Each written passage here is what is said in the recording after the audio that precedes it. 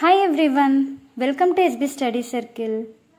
ఇవాళ మనం ఇంగ్లీష్లో చాలా కన్ఫ్యూజ్ అయ్యే topic active voice and passive voice.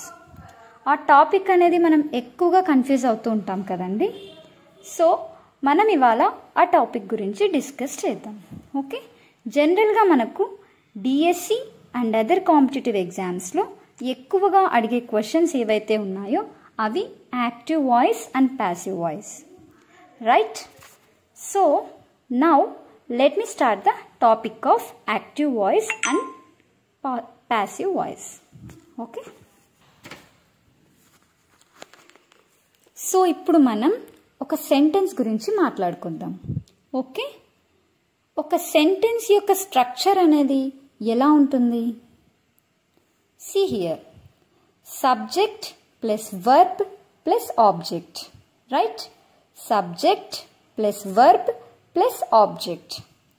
For example, you can do this work.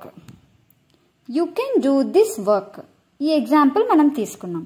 Before that ఎవరైతే లేదా ఏదైతే యాక్షన్ పర్ఫామ్ చేస్తుందో దాన్ని మనం సబ్జెక్ట్ అంటాం, రైట్? ఆ యాక్షన్ ఎవరి మీదైతే పర్ఫామ్ చేయబడుతుందో దాన్ని మనం ఆబ్జెక్ట్ అంటాం. ఓకే, ఆ యాక్షన్ ఏదైతే ఉంటుందో దాన్ని మనం వర్బ్ అంటాం. అర్థమైందా? Let me recall.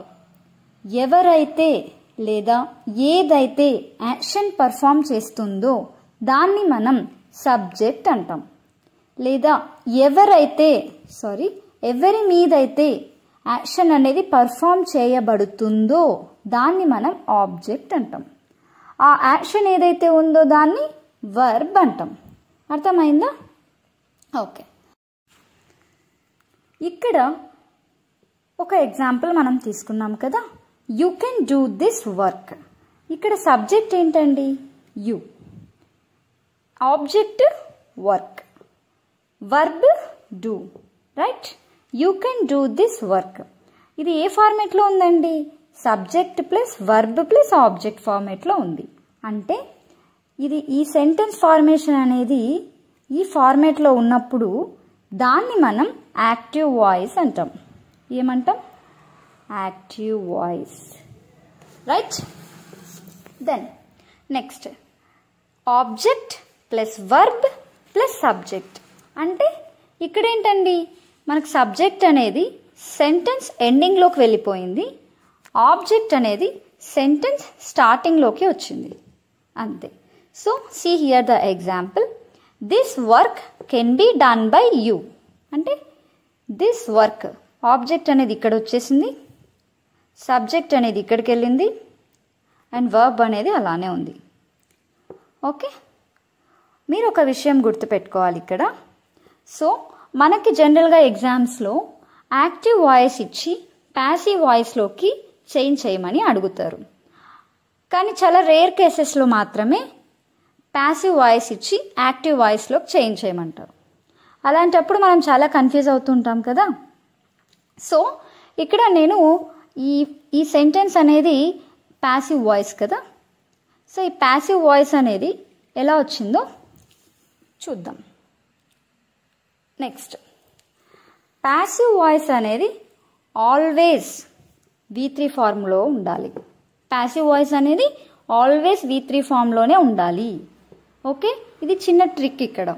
అంటే థర్డ్ ఫామ్లో ఉండాలి, ప్లస్ ఇంకొకటి, ఒకవేళ మనకి కంటిన్యూస్ సెంటెన్స్ ఇచ్చారనుకోండి, అంటే యాక్టివ్ వాయిస్లో మనకి కంటిన్యూస్ సెంటెన్స్ ఇచ్చినప్పుడు మనకి ప్యాసివ్ వాయిస్ అనేది దాంట్లో బీయింగ్ అనేది యాడ్ అవుతుంది. నెక్స్ట్ ఎగ్జాంపుల్స్లో చూద్దాం అది. ఇక్కడ చూడండి, మనకు ప్రీవియస్ ఎగ్జాంపుల్లో ఇక్కడ మనకు డన్, డన్ అనేది V3 ఫామే కదా. అంటే ప్యాసివ్ వాయిస్లో మనకి V3 ఫామే ఇక్కడ వచ్చింది కదా. సో అలా. సో మీరు గుర్తుపెట్టుకోవాల్సిన విషయం ఏంటంటే మనకు ఖచ్చితంగా ప్యాసివ్ వాయిస్ అనేది V3 ఫామ్లోనే ఉండాలి. ఈ విషయాన్ని బాగా గుర్తుపెట్టుకోండి. నెక్స్ట్, సో మెయిన్ థింగ్ ఏంటంటే ఇక్కడ మనం ప్యాసివ్ వాయిస్లో ఓన్లీ V3 ఫామే ఉండాలని చెప్పాను కదా. At the same time passive voice అనేది ఇంగ్ ఫామ్లో కానీ V1 ఫామ్లో కానీ ఖచ్చితంగా ఉండకూడదు. ఓకే, ప్యాసివ్ వాయిస్లో V1 ఫామ్లో కానీ ఇంగ్ ఫామ్లో కానీ ఖచ్చితంగా సెంటెన్స్ అనేది ఉండకూడదు అని చెప్పొచ్చు మనం. So before going for examples మనం ఒక డిఫరెన్స్ అనేది తీసుకుందాం. జనరల్గా మనకు యాక్టివ్ వాయిస్లో ఇంగ్ ఫామ్లో క్వశ్చన్స్ అనేటివి అడుగుతూ ఉంటారు, రైట్? అంటే ఐ ఆమ్ సింగింగ్ అంటే ఇక్కడ యాక్షన్ అనేది పర్ఫామ్ చేస్తుంది. This is the action, it is performing here, right? అరే యాక్సిలరీ వర్బ్ అయితే I am a singer, I am a singer అంటే ఇక్కడ అనేది యాక్షన్ అనేది పర్ఫామ్ చేయట్లేదు, అంతే కదా? అంటే ఇక్కడ సింగర్ మాత్రమే అంటుంది, ఇక్కడ ఎక్కడా కూడా వర్బ్ మనకు కనిపించట్లేదు. సో ఇక్కడ యామ్ అనేది వర్బ్ అవుతుంది, యామ్ అనేది మనకు హెల్పింగ్ వర్బ్ అవుతుంది లేదా యాక్సిలరీ వర్బ్ అవుతుంది. Okay, next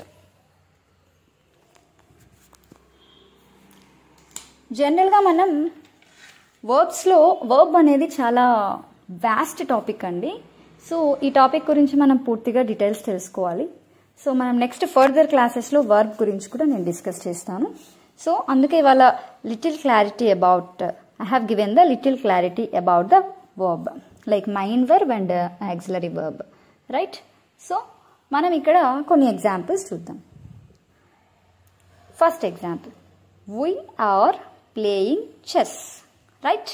we are playing chess అని అడిగారు. అంటే ఇక్కడ నేనేం చెప్పాను ఇంతకుముందు, ఇంగ్ ఫామ్ అంటే కంటిన్యూస్ ఫామ్ వచ్చిందంటే, మనకి కంటిన్యూస్ ఫామ్ వచ్చిందంటే ఖచ్చితంగా బీయింగ్ ఉండాలి అని చెప్పిన.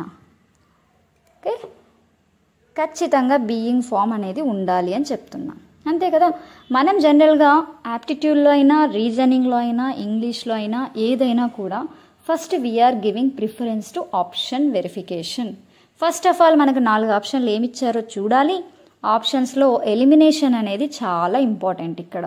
సో ఫస్ట్ ఇక్కడ మనం బీయింగ్ అనేది ఎక్కడెక్కడ కనిపిస్తుంది, బీయింగ్ అనేది ఇది ఒక్క ఆప్షన్లో మాత్రమే కనిపిస్తుంది, పైన ఎక్కడా కూడా బీయింగ్ కనిపించదు. డైరెక్ట్గా మనం వీటిని ఎలిమినేట్ చేసేయచ్చు, right? So this is your answer. Chess is being played by us, అంతే. Chess is being played by us, అంతే కదా? సో నెక్స్ట్ ఎగ్జాంపుల్ చూద్దాం. Sandhya was writing a letter. So first ఏం చేయాలండి, ఫస్ట్ మనం ఆప్షన్స్ అనేటివి చెక్ చేసుకోవాలి.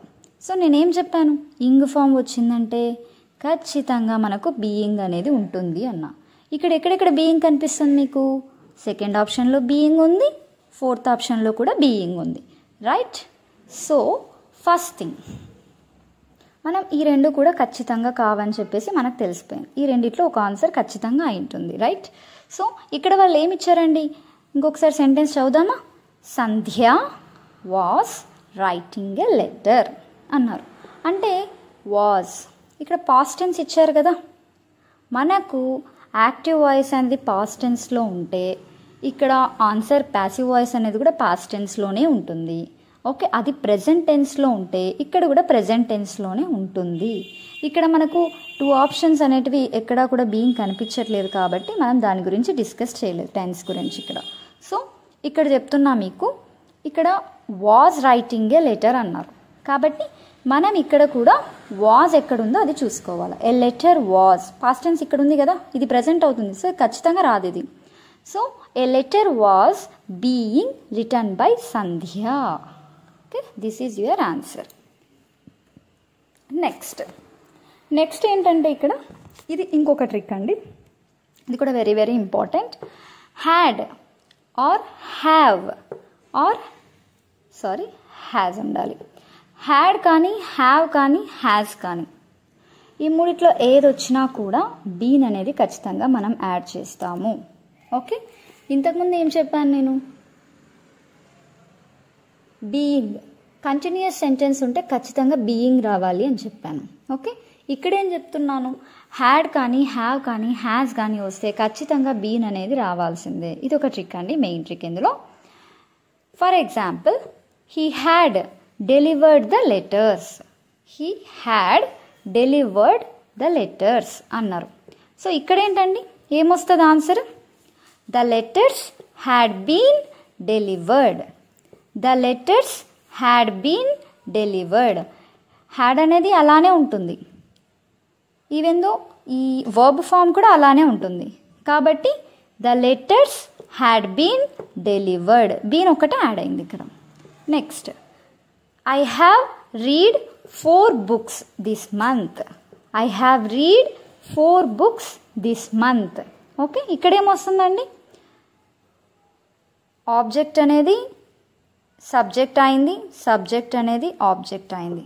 ఓకే, సో ఇక్కడ మీకు క్లారిటీ కోసం subject V object, subject verb object. Okay, ఇక్కడ ఆబ్జెక్ట్ వర్బ్ సబ్జెక్ట్, రైట్. ఇక్కడ డెలివర్డ్ బై హిమ్ అని రాయొచ్చు. Okay, this is subject, right? Then I have read 4 books this month. 4 books have been read this month by me. ఇక్కడ V3 format రీడ్కి రీడే వస్తుంది కదా.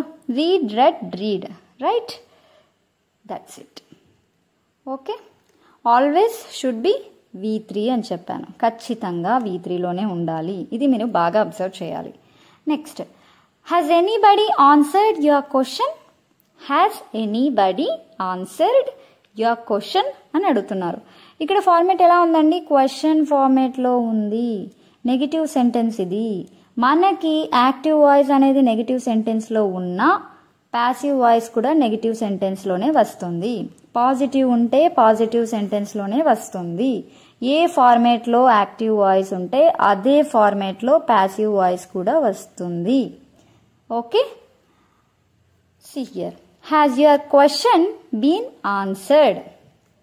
Has your question been answered? Has వచ్చింది కాబట్టి been అనేది add అయింది.